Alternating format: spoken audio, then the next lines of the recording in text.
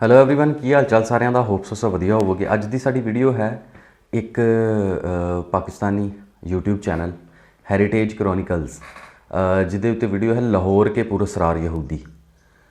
ਉਸ ਵੀਡੀਓ ਵੇਖਾਂਗੇ, ਮੈਨੂੰ ਬੜੇ ਇੰਟਰਸਟਿੰਗ ਜਿਹਾ ਲੱਗਾ ਉਹਦਾ ਟਾਈਟਲ। ਉਹਦੇ ਉੱਤੇ ਮੈਂ ਕਿ ਰਿਐਕਸ਼ਨ ਕਰਾਂਗੇ ਔਰ ਵੇਖਾਂਗੇ ਉਹ ਵੀਡੀਓ ਦੇ ਵਿੱਚ ਉਹਨਾਂ ਨੇ ਕੀ ਦੱਸਿਆ ਕਿ ਕੀ ਸੀ ਉਹ ਯਹੂਦੀਆਂ ਦਾ ਕੋਈ ਬੈਕਗਰਾਉਂਡ, ਬਾਇਓਗ੍ਰਾਫੀ, ਉਹ ਸਾਰੀਆਂ ਚੀਜ਼ਾਂ ਚੈੱਕ ਕਰਾਂਗੇ।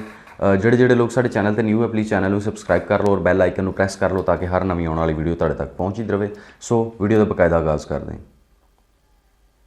क्या आपके इल्म में है कि लाहौर शहर में एक ज़माने में यहूदी आबाद थे और इंतहाई गैर अखलाकी किस्म के कारोबार भी करते थे। यहूदियों अच्छा। की इस छोटी सी बरादरी ने पहल तो लाहौर में तिजारत की और सूद का कारोबार किया, लेकिन थोड़े ही अरसे में बड़े पैमाने पर जिस्म फरोशी का कारोबार शुरू कर दिया। अगर ये अच्छा। कहा जाए कि लाहौर के यहूदी इंतहाई पुरअसरार थे तो गलत नहीं होगा। अब सवाल ये पैदा होता है कि लाहौर में यहूदी आए कहाँ से। तो चले कहानी को थोड़ा पीछे से शुरू करते हैं। कोई 450 साल पहले अकबर बादशाह के ज़माने में यहूदियों की एक छोटी सी बरादरी लाहौर में ही रहती थी और तिजारत करती ओके। थी। वैसे तो यहूदी बड़े सगीर पाको हिंद में गुज़िश्ता 2000 सालों से आबाद थे। दिलचस्प बात यह है कि इस खित्ते पर 3 किस्म के यहूदियों के फ़िरके आबाद हुए, जिनमें यहूदियों के एक फ़िरके को बनी इसराइल कहा जाता था और ये अपना ताल्लुक भी बनी इसराइल से ही जोड़ते थे। इनका दावा था कि ये दूसरी सदी कबल मसीह में इस खित्ते पर आबाद हुए, यानी 2200 साल पहले। यहूदियों का ये फ़िरका लाहौर, पुरानी दिल्ली, अहमदाबाद, बॉम्बे और कलकत्ता में आबाद हुआ। इन्होंने जब मराठी बोलनी शुरू की तो बहुत से पंजाबी इन्हें गुजराती मेमन समझ लेते थे। दूसरा फिरका था कोचिन यहूदियों का। इनकी भी तारीख यही बताती है कि ये भी 2000 सालों से इस खित्ते पर आबाद हैं। ये साउथ ओके। इंडिया के एक शहर कोचिन में आबाद हुए। मलयालम बोलते थे और शुरू में इन्हें काले यहूदी कहा जाता था।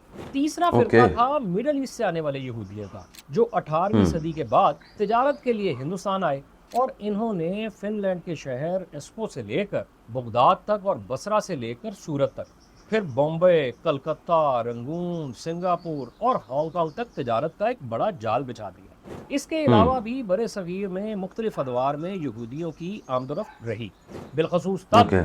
जब 16वीं और 17वीं सदी ईस्वी में बड़े पैमाने पर नकल मुकानी हुई।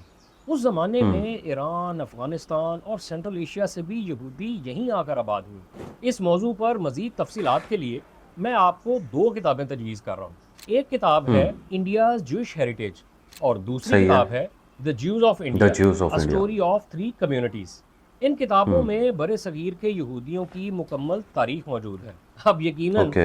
आप में से कोई रेफरेंस की बात नहीं करेगा। यहूदियों की यहाँ आमदरफ्त की तारीख इतनी दिलचस्प है कि ईस्ट इंडिया कंपनी ने इब्राहिम नवारो नामी एक यहूदी को सफारतकार बनाकर मुगल बादशाह औरंगजेब के दरबार में भेजा था और लंदन से ओके। ताल्लुक़ रखने वाले इस यहूदी ने 1689 में औरंगजेब के साथ कामयाब मुज़ाकरात भी किए थे, जिसके नतीजे में बरतानियों को हिंदुस्तान में तिजारत जारी रखने के लिए एक फरमान यानी शाही हुक्मनामा हासिल हुआ था और इस सारे वाक़े का एक किताब में भी जिक्र मौजूद है।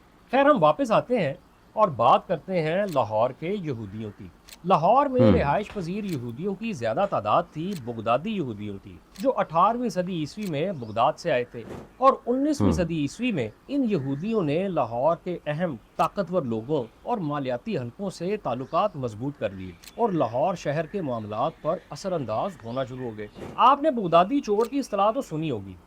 अंदरून लाहौर में बगदादी चोर की इस्तेलाह का इस्तेमाल एक मकार, अय्यार और तेज़ तरार सौदागर के लिए किया जाता है। तो ये इस्तेलाह इन्हीं बगदादी यहूदियों को सामने रखते हुए लाहौरियों ने ईजाद की थी। अगर अकबरी ओके। दरवाजे की सराय की तारीख पढ़ी जाए तो बहुत से हवाले मिल जाएंगे, जिसमें अरब सरजमीन से ताल्लुक़ रखने वाले यहूदियों का जिक्र मिलता है।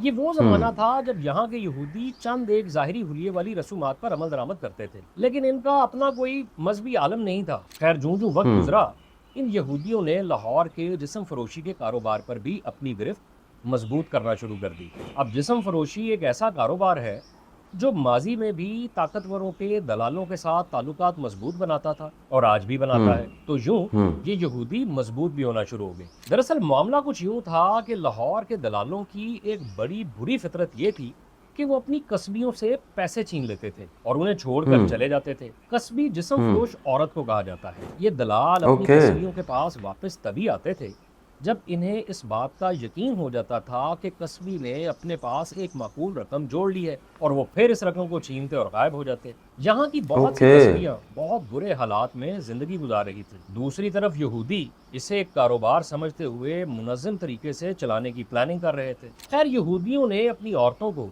इस घनौने पेशे में उतारना शुरू कर दिया और इन औरतों ओके। को माकूल मुआवजा भी दिया। एक और हैरानकुन बात यह है कि लाहौर की गैर यहूदी कस्बी यहाँ पर जहाँ दलाल के जुल्म सहती थी, वहीं यहाँ के लोग इनसे छेड़छाड़ भी करते थे और इन पर आवाजें भी कसते थे। लेकिन जो यहूदी पेशावर औरतें थीं, उन्हें छेड़ने की जुर्रत किसी की नहीं थी और किसी यहूदी कस्बी की भी ये जुर्रत नहीं थी कि वो अपने दलाल को धोखा दे। मेरे बहुत से दोस्त इस बात से इख्तलाफ करते हैं। उनके नज़दीक यहूदी ताजिर हो सकते हैं, साहूकार हो सकते हैं, लेकिन जिस्म फरोशी के कारोबार से हिचकिचाते हैं। लेकिन इस हवाले से मैं एक बड़ा तारीखी रेफरेंस दे रहा हूँ। एक किताब लिखी थी एडवर्ड जे ब्रिस्टो ने, जिसमें उसने लाहौर के यहूदियों पर भी तहकीक की थी और अपने मुशाहिदात में बताया था कि यहूदियों का जिस्म फरोशी का कारोबार सिर्फ यूरोप में ही नहीं बल्कि पूरी दुनिया में फैला हुआ था। अंदरून लाहौर ओके। के किसी पुराने बुजुर्ग या बड़े से अगर आप पूछें तो वो आपको आज भी बता देगा कि पहली जंग अजीम के खात्मे के बाद लाहौर में यहूदी दलालों और साहूकारों की एक बड़ी तादाद रहती थी। यहाँ तक कि 1940 तक लाहौर के कोबा खानों में ऐसी तवाइफें मौजूद थीं जिन्हें यहूदी की लड़की कहा जाता था। अंदरून शहर के ओके। ही चंद उम्र रसीदा बुजुर्ग बताते हैं कि यहूदियों की इबादत गाहें अंदरून लाहौर के तहसील बाजार में हुआ करती थी। मैंने तलाश करने सही। की बहुत कोशिश की लेकिन नहीं मिली। आप में से कोई इस बारे में जानता हो तो मुझे ज़रूर बताएं। जब तकसीम हिंद के ऐलान में कुछ माह बाकी थे तो लाहौर के यहूदी इस शहर को छोड़कर बॉम्बे चले गए, जहां आज भी ओके। वो आबाद है। तो हम ये कह सकते हैं कि लाहौर आने वाले यहूदियों में ज़्यादा तादाद बगदादी यहूदियों की थी और शुरू में वो तकरीबन तमाम के तमाम साहूकार और ताजिर थे। जब उनका यहाँ असर रसूख और एतमाद बढ़ा तो वो जिस्म फरोशी के कारोबार में आ गए। जब अंग्रेज़ों ने बड़े सगीर से रुखसत ली तो सबसे पहले यहूदी लाहौर छोड़ कर गए और अपने पीछे सिर्फ धागों की तरह अल्फाज छोड़ गए जिनके टुकड़े जोड़कर कहानी बनाई जा सकती है।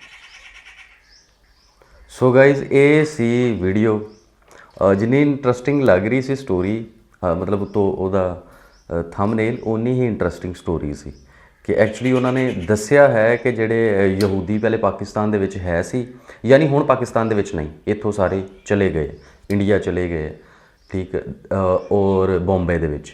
ਸੋ ਇੱਥੇ ਜਿਹੜੇ ਯਹੂਦੀ ਹੈ ਸੀ ਉਹਨਾਂ ਦਾ ਐਕਚੁਅਲੀ ਬਿਜ਼ਨਸ ਕੀ ਸੀ, ਉਹ ਕਰਦੇ ਕੀ ਸੀ, ਉਹ ਰਹਿੰਦੇ ਕੀ ਸੀ, ਉਹਨਾਂ ਦਾ ਰਹਿਣ ਸਹਿਣ ਕੀ ਸੀ, ਰਸੂਮਾਤ ਕੀ ਸੀ ਔਰ ਉਹਨਾਂ ਦਾ ਬਿਹੇਵੀਅਰ ਕੀ ਸੀ।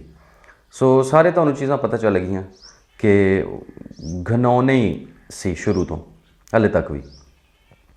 ਸੋ ਇਹ ਸੀ ਸਾਡੀ ਅੱਜ ਦੀ ਵੀਡੀਓ। ਹੋਪ ਸੋ ਤੁਹਾਨੂੰ ਵੀਡੀਓ ਪਸੰਦ ਆਈ ਹੋਵੇਗੀ। ਨੈਕਸਟ ਵੀਡੀਓ ਵਾਸਤੇ ਇਨਸ਼ਾਅੱਲਾ ਬਹੁਤ ਜਲਦੀ ਹਾਜ਼ਰ ਹੋਵਾਂਗੇ। ਉਦੋਂ ਤੱਕ ਆਪਣਾ ਖਿਆਲ ਰੱਖੋ। ਅੱਲਾ ਹਾਫਿਜ਼।